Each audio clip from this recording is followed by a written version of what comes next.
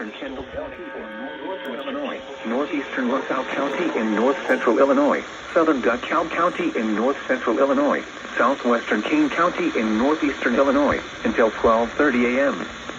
At 11:39 p.m., severe thunderstorms were located along a line extending from Shabona to near Leland to near Earlville, moving east at 45 miles per hour.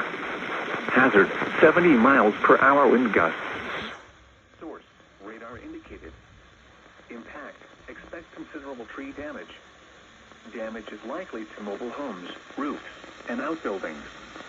Locations impacted include Yorkville, Little Rock, Plano, Sandwich, Shabona, Sugar Grove, Hinkley, Silmanoff, Earlville, Waterman, Maple Park, Newark, Leland, Millington, and Lee.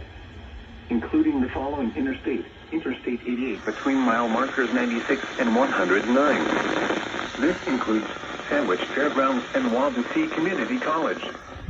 For your protection, move to an interior room on the lowest floor of a building.